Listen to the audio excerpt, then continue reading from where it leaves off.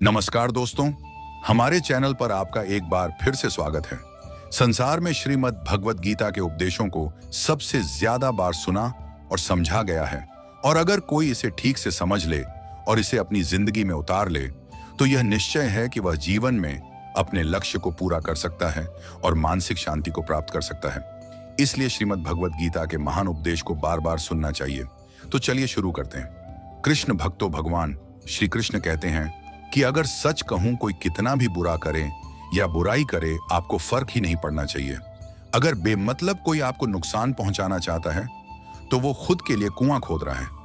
भगवान सब देख रहा है और वो सबको उनके कर्मों का फल देता है। आप भी अगर उनके जैसे बन जाएंगे या बदले की भावना रखेंगे तो आप अपनी जुबान खराब करेंगे, और अगर आप भी उन जैसे ही बन जाएंगे तो आपने और उनमें अंतर क्या होगा? अपमान सहना हालांकि गलत है, लेकिन जीवन में कुछ लोग ऐसे होते हैं जो अगर आपको कटु शब्द बोलें, अपमानित करें, फिर भी आपको पलटकर जवाब नहीं देना चाहिए। उनकी बातों से अपमानित महसूस होने की जरा सी भी जरूरत नहीं है। ऐसा करने से आपके जीवन में बड़े बदलाव आएंगे, भाग्योदय होगा। अगर आपके माता पिता किसी के सामने डांटते फटकारते हैं तो आप उसे अपमान के तौर पर ना लें, इसे सकारात्मक रूप में लीजिए। उनकी डांट हमेशा आपकी भलाई के लिए होती है। तो पहले तो माता पिता हो गए जिनको बातों को दिल पर नहीं लगाना चाहिए। इसके अलावा शिक्षक भी इस लिस्ट में हैं। आपका गुरु अगर आपका अपमान कर दे या फिर कटु शब्द बोल दें तो उस बात की बुरा ना माने, क्योंकि वह भी जो कहता है आपकी भलाई के लिए। तो आगे से इस बात का भी ध्यान दीजिए, यह आपको जीवन में तरक्की की तरफ ले जाएगा। वहीं मंदिर में आपको कभी कोई भला बुरा कह दे तो कभी भी उससे लड़ाई नहीं करना चाहिए, बल्कि आपको शांति के साथ निपटना चाहिए। अपमान के तौर पर ना लीजिए। आप अगर इन लोगों की बातों का बुरा मानने लगेंगे तो जीवन में बहुत दुखी रहेंगे। इसलिए आगे से आप इन 4 लोगों का हमेशा सम्मान करें, फिर देखिए कैसे भाग्योदय होता है। वहीं अगर आप अपने माता पिता की सेवा करते हैं, रोज सुबह उठकर उनके पैर छूते हैं, तो इससे आपके जीवन में सुख शांति बनी रहेगी। इसके अलावा घर के बड़े बुजुर्गों की सेवा करना, उनका कहना मानने से भी जीवन में सकारात्मक बदलाव आते हैं। आप जीवन में हमेशा सुखी रहेंगे। इसके अलावा जीवों से प्यार करना, उनको खाना खिलाना भी बहुत लाभकारी होता है। जब कोई हमारे साथ बुरा व्यवहार करता है तो शांत रहकर उसे सहन करना चाहिए। महात्मा गांधी से जुड़ी घटना है। रेलगाड़ी चंपारण से बेतिया की ओर जा रही थी। तीसरे दर्जे के डिब्बे में काफी भीड़ थी। रात हो चुकी थी। एक स्टेशन पर रेल रुकी तो एक हट्टा कट्टा किसान उस डिब्बे में चढ़ा। उस समय जो ताकतवर होता था वह दूसरों की जगह ले लेता था। हट्टे कट्टे किसान ने एक सीट पर दुबले पतले व्यक्ति को बैठा हुआ देखा तो उसने दुबले व्यक्ति का हाथ पकड़कर उसे उठा दिया और कहा, यहाँ क्यों बैठा है? उधर जाकर बैठ। वो दुबले पतले व्यक्ति मोहनदास करमचंद गांधी थे। गांधी जी उस पहलवान को देखकर वहीं नीचे बैठ गए और कहा, आप सीट पर बैठ जाइए। किसान ठाठ से सीट पर बैठ गया। किसान ने गाना शुरू किया, धन्य धन्य गांधी महाराज, दुखियों का दुख मिटाने वाले। वह ये लाइन बार बार गाए जा रहा था और गांधी जी को याद कर रहा था। नीचे बैठे हुए गांधी जी उसे मुस्कान के साथ देख रहे थे। कुछ समय बाद बेतिया स्टेशन आ गया। स्टेशन पर बहुत बड़ी संख्या में लोग गांधी जी का स्वागत करने के लिए पहुंचे थे। जय जयकार के नारे लगाए जा रहे थे। जैसे ही कुछ लोग डिब्बे में चढ़े तो गांधी जी खड़े हुए और डिब्बे से उतर गए। हट्टे कट्टे किसान को कुछ समझ आया और वह तुरंत उठा और डिब्बे से उतरकर गांधी जी के पैरों में गिर पड़ा। यह देखकर सभी लोगों ने गांधी जी से पूछा, हुआ क्या है? गांधी जी बोले, मेरे एक प्रेमी ने मुझसे प्रेम जताया था। यह घटना हमें सबक देती है कि अगर कोई हमारे साथ बुरा व्यवहार करता है तो हम उसका प्रतिकार या तो लड़ाई करके कर सकते हैं या उसे सहन कर सकते हैं। अगर हम प्रतिष्ठित व्यक्ति हैं, लोग हमारे बारे में जानते हैं, तो हमें और ज्यादा विनम्र होना चाहिए। विनम्रता बड़े लोगों का गहना होती है। एक बार गौतम बुद्ध किसी गांव से गुजर रहे थे। उस गांव के लोगों की गौतम बुद्ध के बारे में गलत धारणा थी, जिस कारण वे बुद्ध को अपना दुश्मन मानते थे। जब गौतम बुद्ध गांव में आए तो गांव वालों ने बुद्ध को भला बुरा कहा और बधुआएं देने लगे। गौतम बुद्ध गांव वालों की बातें शांति से सुनते रहे, और जब गांव वाले बोलते बोलते थक गए तो बुद्ध ने कहा, अगर आप सभी की बातें समाप्त हो गई हों तो मैं प्रस्थान करूं। बुद्ध की बात सुनकर गांव वालों को आश्चर्य हुआ। उनमें से एक व्यक्ति ने कहा, हमने तुम्हारी तारीफ नहीं की है, हम तुम्हें बद्दुआएं दे रहे हैं, क्या तुम्हें कोई फर्क नहीं पड़ता? बुद्ध ने कहा, जाओ, मैं आपकी गालियां नहीं लेता। आपके द्वारा गालियां देने से क्या होता है? जब तक मैं गालियां स्वीकार नहीं करता, इसका कोई परिणाम नहीं होगा। कुछ दिन पहले एक व्यक्ति ने मुझे कुछ उपहार दिया था, लेकिन मैंने उस उपहार को लेने से मना कर दिया, तो वह व्यक्ति उपहार को वापस ले गया। जब मैं लूंगा ही नहीं, तो कोई मुझे कैसे दे पाएगा? बुद्ध ने बड़ी विनम्रता से पूछा, अगर मैंने उपहार नहीं लिया, तो उपहार देने वाले व्यक्ति ने क्या किया होगा? भीड़ में से किसी ने कहा, उस उपहार को व्यक्ति ने अपने पास रख लिया होगा। बुद्ध ने कहा, मुझे आप सब पर बड़ी दया आती है, क्योंकि मैं आपकी इन गालियों को लेने में असमर्थ हूं, और इसीलिए आपकी ये गालियां आपके पास ही रह गई हैं। भगवान गौतम बुद्ध के जीवन की यह छोटी सी कहानी हमारे जीवन में एक बड़ा बदलाव ला सकती है, क्योंकि हम में से ज्यादातर लोग यही समझते हैं कि हमारे दुखों का कारण दूसरे व्यक्ति हैं। हमारी परेशानियों या दुखों की वजह कोई अन्य व्यक्ति नहीं हो सकता। और अगर हम ऐसा मानते हैं कि हमारी परेशानियों की वजह कोई अन्य व्यक्ति है, तो हम अपनी स्वयं पर नियंत्रण की कमी एवं भावनात्मक अक्षमता को अनदेखा करते हैं। यह हम पर निर्भर करता है कि हम दूसरों के द्वारा प्रदान की गई नकारात्मकता को स्वीकार करते हैं या नहीं। अगर हम नकारात्मकता को स्वीकार करते हैं, तो हम स्वयं के पैर पर कुल्हाड़ी मारते हैं। एक बार की बात है, एक गांव में एक शातिर चोर रहता था। पूरा गांव उस चोर के बारे में जानता था, लेकिन इसके बावजूद भी कोई उसे पकड़ नहीं पाया। उस शातिर चोर ने अपना संपूर्ण जीवन चोरी करने में लगा दिया। इतना ही नहीं, आसपास के गांव और नगर में भी उसकी बराबरी का कोई चोर नहीं था। चोर का एक बेटा था, जिसे वह अपनी तरह ही शातिर चोर बनाना चाहता था। इसलिए वह अपने बेटे से हमेशा कहता था कि कभी किसी साधु या सन्यासी के उपदेश को मत सुनना। यदि कोई कुछ कहे भी तो अपने कान बंद कर वहां से भाग जाना। बचपन से ही उसका बेटा अपने पिता से इन्हीं बातों को सुनता आ रहा था, जिस कारण ये बातें उसके मन में बैठ गई थी। ऐसे में बड़ा होकर बेटा भी अपने पिता की तरह शातिर चोर बन गया। एक दिन उसे बड़ा लालच आया और वह राजा के महल में चोरी करने के उद्देश्य से जाने लगा। तभी रास्ते में लोगों की भीड़ नजर आई। चोर ने देखा कि लोग एक सन्यासी के चरणों में गिरकर उनका आशीर्वाद ले रहे हैं। वो सन्यासी गौतम बुद्ध थे। चोर साधु सन्यासी से दूर रहता था, क्योंकि उसे अपने पिता से यही सीख मिली थी। लेकिन भगवान बुद्ध को देख वह उनकी ओर आकर्षित हो गया। इसका कारण यह है कि पहली बार उसे किसी तेजस्वी व्यक्ति के दर्शन हुए थे। अचानक उसे पिता की बात याद आ जाती है कि साधु सन्यासियों से दूर रहना चाहिए। चोर असमंजस में रहता है कि वह सन्यासी के पास जाए या चोरी करने के लिए आगे चला जाए। एकाएक उसके मन में यह प्रश्न आता है कि आखिर पिताजी क्यों साधु संतों से दूर रहने को कहते थे। इसका उत्तर जानने के लिए चोर भी लोगों के बीच बैठ जाता है और भगवान बुद्ध के उपदेश सुनने लगता है। बुद्ध लोगों को झूठ बोलने की व्यर्थता और विश्वासघात के बारे में बताते हैं। उपदेश समाप्त होने के बाद सभी लोग अपने घर लौट जाते हैं और चोर भी चोरी करने के लिए महल की तरफ निकल जाता है। लेकिन पूरे रास्ते वह यही सोचता रहता है कि क्यों न एक बार उस सन्यासी के उपदेश में कही बातों को मानकर देखा जाए। इस तरह से वह चोरी करने के लिए महल की दीवार से कूदने के बजाय महल के द्वार से अंदर जाता है। उसे देख महल के द्वारपाल उसे रोकते हैं और भीतर जाने का कारण पूछते हैं। चोर कहता है, मैं चोर हूं और महल में चोरी करने जा रहा हूं। द्वारपाल उसकी बातें सुनकर हंसने लगते हैं और कहते हैं, जरूर यह महल का सेवक या नौकर होगा और हमसे मजाक कर रहा है। ये सोचकर वे उसे महल के अंदर जाने दे देते हैं। महल जाने के बाद चोर खजाना रखे तिजोरी के पास पहुंच जाता है और तिजोरी को तोड़कर धन और आभूषण को पोटली में भरकर भागने लगता है। तभी उसकी नजर महल के रसोई पर पड़ती है। रात होने के कारण सभी सो रहे होते हैं और रसोई में कोई नहीं रहता है। चोर को जोर की भूख लगी थी, इसीलिए वह रसोई में जाकर पेट भर खाना खा लेता है। इसके बाद चोर वहां से जाने लगता है। तभी उसे बुद्ध के उपदेश में सुनी दूसरी बात याद आती है कि जिसका नमक खाया है उसके साथ कभी भी विश्वासघात नहीं करना चाहिए। चोर सोचता है, मैंने इस महल का नमक खाया है, ऐसे में इनका धन चोरी कर मैं इनके साथ विश्वासघात करूंगा। इसीलिए चोर चुराए हुए धन को रसोई में ही छोड़कर जाने लगता है। महल के एक व्यक्ति की नजर चोर पर पड़ जाती है और वह शोर मचा देता है, जिससे महल के लोग चोर को पकड़ लेते हैं और राजा के पास ले जाते हैं। राजा चोर से पूछता है कि जब तुमने चोरी कर ली थी तो फिर इसे छोड़कर क्यों जा रहे थे। चोर कहता है, एक सन्यासी के उपदेश के कारण। चोर की बात से राजा प्रभावित होते हैं और उससे कहते हैं, अगर तुमने ऐसे उपदेश बचपन से ही सुने होते तो तुम कभी चोर बनते ही नहीं। इतना कहकर राजा ने उसे कोई सजा नहीं दी और छोड़ दिया। लेकिन राजा ने उससे कहा कि एक बात याद रखना, सही संगत और सही उपदेश से ही व्यक्ति अच्छा इंसान बनता है। बचपन से ही गलत संगत और गलत उपदेश मिलने के कारण वह बुरा व्यक्ति बन जाता है। संगत और उपदेश व्यक्ति का जीवन बदल देते हैं।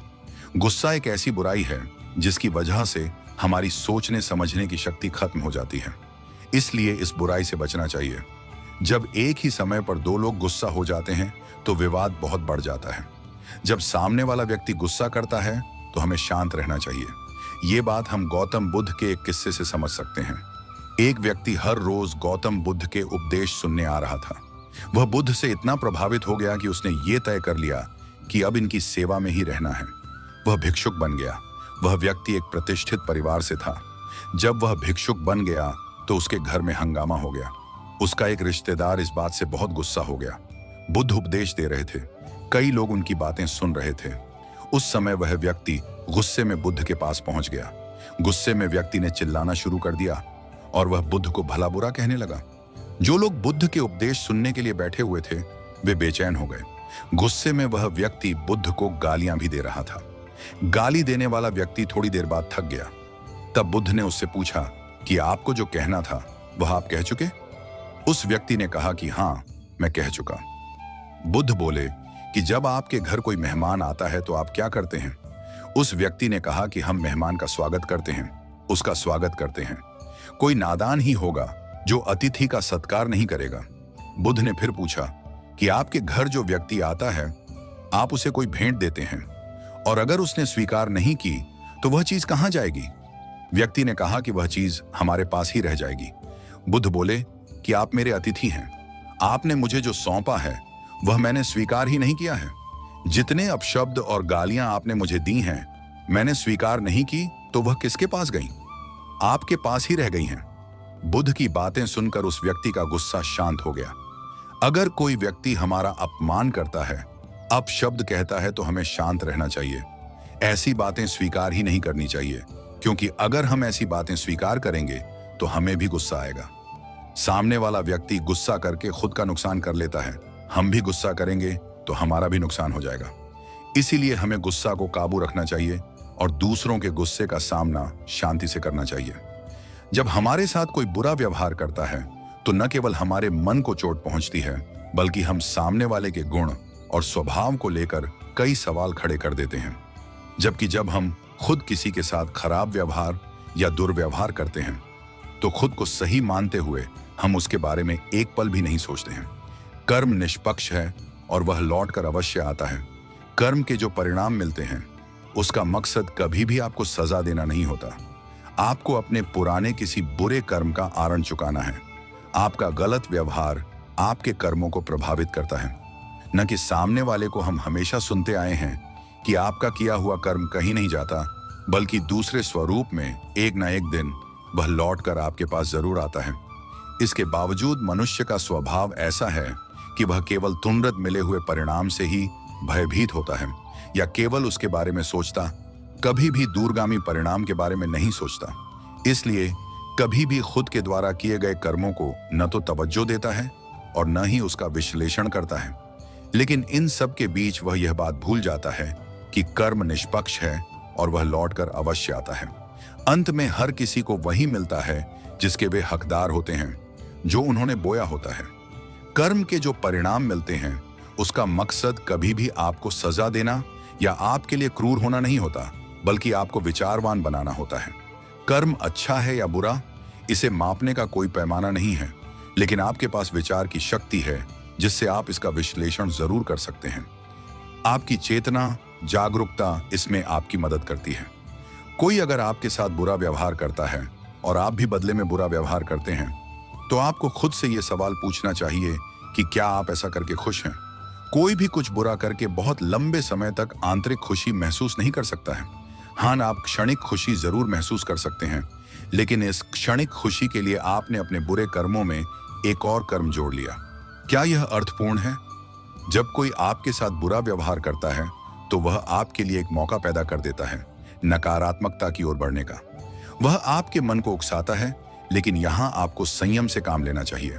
आपको यह सोचना चाहिए कि वह व्यक्ति आपके जीवन में थोड़े पल के लिए आया है और शायद वह आपके कर्म के संबंध से जुड़ा है। वह आपके जीवन में आया ही इसलिए है कि आपको अपने पुराने किसी बुरे कर्म का ऋण चुकाना है।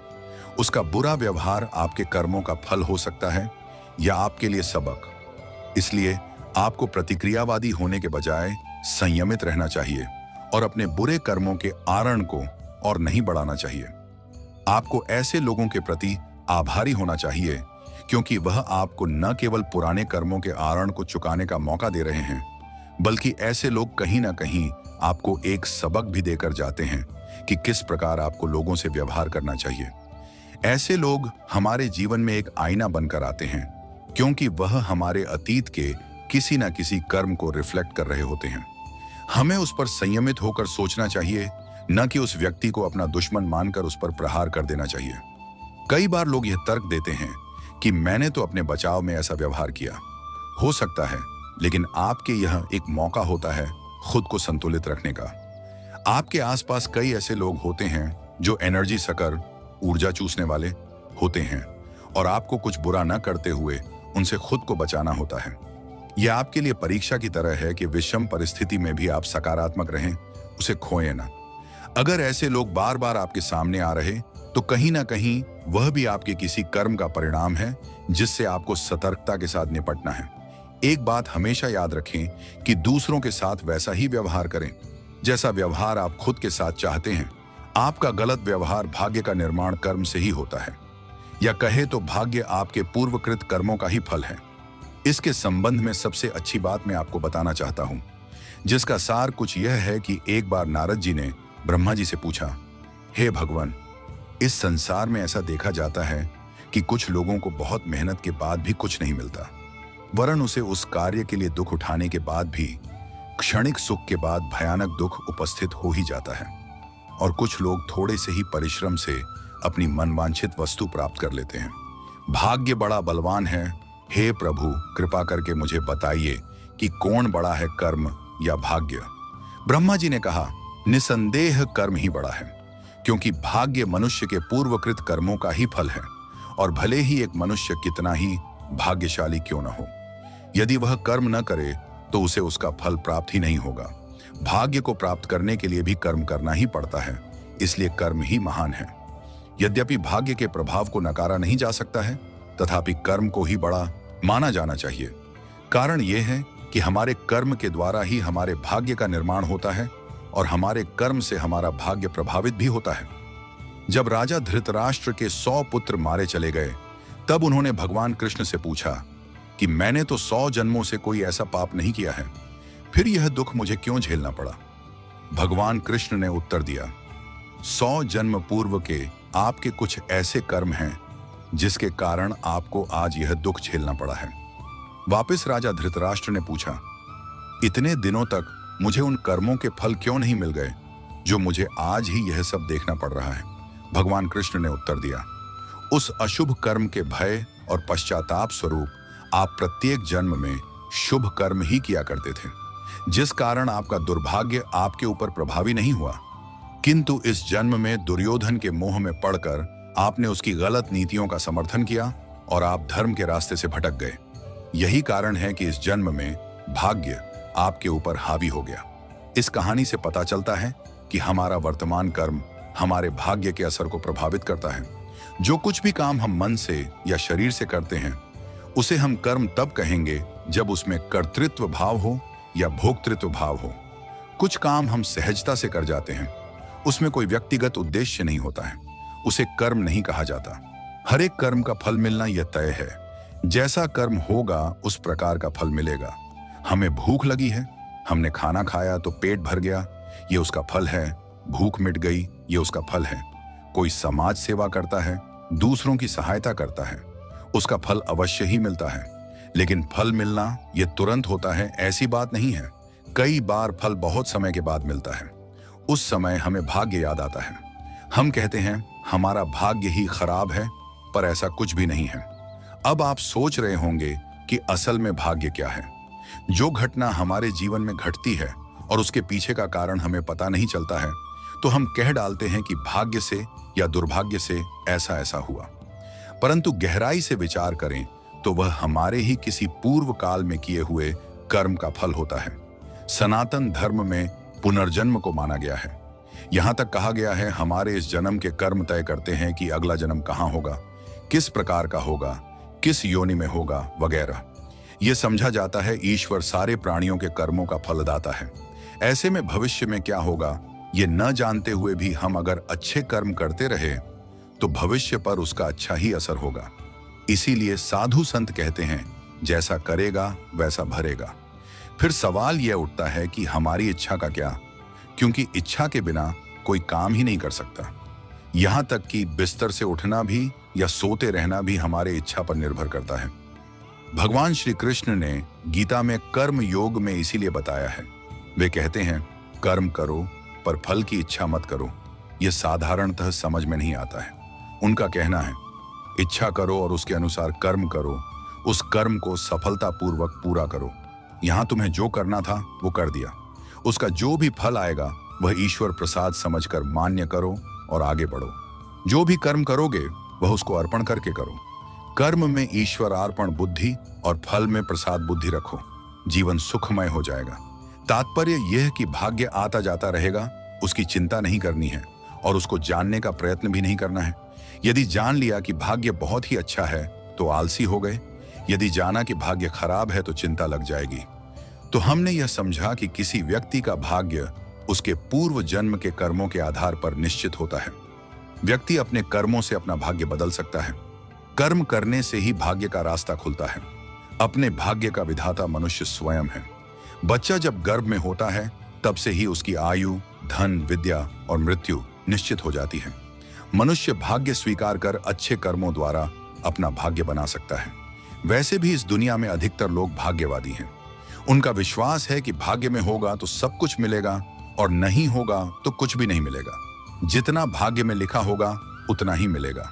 दूसरी ओर यही भाग्यवादी लोग कहते हैं कि भविष्य भी भगवान के हाथों में ही होता है। ऐसी सोच के निर्मित होने के कई कारण हैं। कई बार ऐसा होता है कि भाग्यवादी सोच हमें अकर्मण्य बना देती है। हम सोचते हैं कि भाग्य में होगा तो खुद ब खुद ही यह मिल जाएगा, मेहनत करने से क्या होगा। जब हम असफल हो जाते हैं तो भाग्य को कोसने लगते हैं, जबकि यह जानने का प्रयास नहीं करते हैं कि असफलता का कारण क्या था। भाग्य भरोसे रहने से जिंदगी का अनमोल समय गुजरता जाता है और आदमी फिर अंत में सोचता है कि मेरे भाग्य में यही लिखा था। भाग्यवाद एक समय बाद निराशा की खाई में धकेल देता है। भाग्य उसी का जागृत होता है जो कर्म का छोटा सा चक्का घुमा देता है। भाग्य और कुछ नहीं बल्कि कर्मों का ही फल है। जब तक हम कुछ करेंगे नहीं तब तक हम कुछ बनेंगे नहीं। इसीलिए करने के बाद में सोचो, कुछ होने या बनने के बारे में नहीं। व्यक्ति अपने कर्मों से ही महान बनता है और कर्म ही उसे सफल बनाते हैं। कर्मों में कुशलता से ही कोई व्यक्ति लोगों के बीच लोकप्रिय होते हैं और यह कुशलता ही उसके जीवन से संघर्ष को हटा देती है। कार्यालय में कार्य ही आपको बचाता है, आपकी चापलूसी या और कुछ नहीं। कार्य करने वाले कभी भी भूखे नहीं मरते हैं, चाहे कितने ही संघर्ष क्यों ना उनके सामने आए हों। गीता में कर्म को ही महत्व दिया गया है, ना कि भाग्य को। कर्म कर और फल की चिंता मत कर, क्योंकि फल तो तुझे मिलेगा ही। इसलिए जिंदगी में कर्म बहुत ही जरूरी है, लेकिन सही दिशा में किया गया कर्म भाग्य बनता है। अर्थात भाग्य या दुर्भाग्य हमारे कर्मों का ही फल है। कर्म और भाग्य मिलकर दोनों ही हमारे भविष्य का निर्धारण करते हैं। जब समुद्र मंथन जैसा महान कर्म किया गया तो उसमें से 14 रत्न निकले और उन सभी रत्नों का वितरण कर्मों के अनुसार ही हुआ। अपना भाग्य इंसान खुद लिखता है और अपने मुकाम को हासिल करता है। कई लोग बोलते हैं कि ईश्वर द्वारा भाग्य लिखा जाता है, तो कुछ लोग कहते हैं ग्रह नक्षत्र द्वारा भाग्य तय होता है। लेकिन इंसान अपना भाग्य खुद लिखता है। वह अपनी मेहनत और ईमानदारी से अपना भाग्य बदल सकता है और कार्यों को करता है। ग्रह नक्षत्र और भाग्य के बारे में अनेक धारणा एवं मान्यता प्रचलित हैं। कुछ लोगों का मानना है कि भाग्य ईश्वर के द्वारा रचित है, तो कुछ लोग मानते हैं कि ग्रह नक्षत्र हमारा भाग्य तय करते हैं, तो कुछ कहते हैं कि भाग्य हमारे द्वारा किए गए कर्मों के आधार पर बनता है। मनुष्य शुभाशुभ कर्म करता है, ईश्वर मनुष्य को उसके कर्मानुसार फल देता है और ग्रह नक्षत्र कर्म फल की सूचना देने के माध्यम है। मनुष्य अपने भाग्य का स्वयं निर्माता है। ज्योतिष विद्या की गणनाएं व्यक्ति के भाग्य और सुख दुख के बारे में सूचना देती हैं। अगर देखा जाए तो व्यक्ति पूर्व में जो कर्म करता है उसका फल भाग्य के रूप में उसे देर सवेर प्राप्त होता है। यानी कि किसी भी व्यक्ति के भाग्य को उसके द्वारा पहले किए गए कर्मों का प्रतिफल कहा जा सकता है। कर्म फल कितने समय बाद भाग्य बनता है? हमारे द्वारा किए गए कर्मों को भाग्य फल बनने के लिए कभी कभी कुछ समय की आवश्यकता पड़ती है और कभी कर्म फल तत्काल प्राप्त होता है। यही विधि का विधान है। पूर्व में शुभ अशुभ कर्मों के फल को एकत्र कर भविष्य की घटनाओं का सृजन होता है। हर व्यक्ति अपना भाग्य अपने कर्मों द्वारा स्वयं ही लिखता है। कर्म सिद्धांत एवं मान्यताओं के अनुसार कर्म और भाग्य का चक्र एक जन्म तक सीमित नहीं है। पुनर्जन्म इसी का एक हिस्सा है। इसीलिए प्राचीन लाल किताब में कहा गया है कि इंसान बंधा खुद लेख से अपने, लेख विधाता, कलम से हो कलम चले, खुद कर्म पे अपने, झगड़ा अकल ना किस्मत हो। प्रत्येक इंसान अपनी किस्मत के हाथों मजबूर है और किस्मत की कलम विधाता के हाथों में है। ईश्वर की यह कलम जो इंसान की किस्मत का निर्धारण करती है, इंसान के खुद के कर्मों पर निर्धारित होती है। लाल किताब कहती है कि किस्मत के लेख का लड़ाई न तो किस्मत का है और न ही अक्ल बुद्धि का है, बल्कि इनका समन्वय ही मानव जीवन है। कर्मों के द्वारा ही भाग्य में परिवर्तन लाया जा सकता है। पिछले जन्म के कर्म और इस जन्म के कर्म दोनों के मिले जुले संयुक्त परिणाम को भाग्य कहा जाता है। अगर पिछले जन्म के कर्मों के फलस्वरूप दुख प्राप्त करना लिखा है तो इस जन्म में दान पुण्य, उपाय, ईश्वर आराधना एवं अन्य शुभ कर्मों को करने से दुख में कमी लाई जा सकती है। अशुभ फल को पूर्णतः खत्म नहीं किया जा सकता, बल्कि कुछ सुनिश्चित उपायों द्वारा उनकी दिशा को परिवर्तित किया जा सकता है। कुछ नए शुभ कर्मों द्वारा बुरे कर्मों से प्राप्त होने वाले परिणाम के बीच कोई मजबूत अवरोध पैदा कर दिया जाए तो शुभ कर्मों से बनी दीवार से मुसीबतें टकराकर निष्फल हो जाती हैं। उचित दिशा में सही कर्म करने से भाग्य बदलने लगता है। बस हमें सही कर्म करने का रास्ता, सही तरीका, सही विधि, सही समय का पता होना चाहिए। इच्छा शक्ति और दृढ़ संकल्प इंसान को रंग से राजा बन सकता है और एक अज्ञानी को महाज्ञानी। इसलिए अगर भाग्य बदलना हो तो सबसे पहले अपनी इच्छा शक्ति और संकल्प को मजबूत करें और सही दिशा में किसी योग्य गुरु के मार्गदर्शन में कर्म करें। निश्चित ही सफलता आपको प्राप्त होगी। मजबूत इच्छा शक्ति एवं दृढ़ संकल्प के द्वारा जीवन को निश्चित रूप से बदला जा सकता है। आपके कर्मों को प्रभावित करता है, न कि सामने वाले को। पापी मनुष्य जब पाप कर्म करके बचता है तो उसे लगता है कि उसे दंड देने वाला कोई नहीं है, लेकिन ऊपर बैठा परमात्मा प्रत्येक पाप का हिसाब रखता है। जब उसके पाप का घड़ा भर जाता है तो किसी न किसी माध्यम और अवतार से उन पाप कर्मों का हिसाब परमात्मा करता है। भगवान श्री कृष्ण अर्जुन से कहते हैं, तेरा कर्म करने में ही अधिकार है, उसके फलों में नहीं। मनुष्य के कौन से कर्म का क्या फल होगा और वह फल उसको किस जन्म में और किस प्रकार मिलेगा, इसका न तो उसको कुछ पता है और न वह अपने इच्छानुसार समय पर उसे प्राप्त कर सकता है और न ही वह उस कर्म के फल से बच सकता है। इसीलिए मनुष्य चाहता कुछ और है और होता कुछ और है। कर्मों के फल का विधान करना पूरी तरह विधाता के हाथ में है। भगवान श्री कृष्ण अर्जुन से कहते हैं, तेरा कर्म करने में ही अधिकार है, उसके फलों में नहीं। मनुष्य के कौन से कर्म का क्या फल होगा और वह फल उसको किस जन्म में और किस प्रकार मिलेगा, इसका न तो उसको कुछ पता है और न वह अपने इच्छानुसार समय पर उसे प्राप्त कर सकता है और न ही वह उस कर्म के फल से बच सकता है। इसीलिए मनुष्य चाहता कुछ और है और होता कुछ और है। कर्मों के फल का विधान करना पूरी तरह विधाता के हाथ में है। इसलिए हे अर्जुन, तू कर्मों के फल का हेतु मत हो और तेरी कर्म न करने में भी आसक्ति न हो। गीता में भगवान ने कर्म की अनिवार्यता बताते हुए कहा है कि कर्म न करने की अपेक्षा कर्म करना श्रेष्ठ है, क्योंकि कर्म न करने से सिद्धि मिलना तो दूर रहा, शरीर का निर्वाह भी नहीं होगा और जीवन भी न चलेगा। भगवान श्री कृष्ण अर्जुन से कहते हैं, न मे पार्थास्ति कर्तव्यम त्रिषु लोकेषु किंचन नानवाप्तम वाप्तव्यम वर्त एव च कर्माणि। अर्थात अर्जुन, मुझे ही देखो ना, तीनों लोकों में मुझे कुछ भी करना नहीं है और न कोई ऐसी वस्तु ही बाकी है जो अब तक मुझे प्राप्त न हुई हो, तो भी मैं कर्म में प्रवृत्त होता हूं। वेद में भी कहा गया है, मनुष्य को कर्म करते हुए 100 वर्षों तक जीवित रहने की इच्छा करनी चाहिए। संसार की कोई भी वस्तु, चाहे वह चर हो या अचर, निष्क्रिय नहीं रह सकती, क्योंकि प्रकृति सबको कर्म में बांधे रखती है। कर्म के कारण ही कोई लता बेल तो कोई पशु पक्षी, कोई राजा तो कोई रंक और कोई अपराधी या न्यायाधीश बनता है। यद्यपि नदी नाले, पेड़ पौधे, पहाड़ आदि जड़ पदार्थ निष्क्रिय से लगते हैं, किंतु सभी कर्मशील हैं। नदी नाले अपना जल बहाकर संसार को जीवन प्रदान करते हैं। बीजों से निकला अंकुर वृक्ष बनकर संसार को छाया, फल आदि प्रदान करता है। पर्वत अपने कर्म बादलों से टकराकर पृथ्वी को वर्षा का जल प्रदान करते हैं।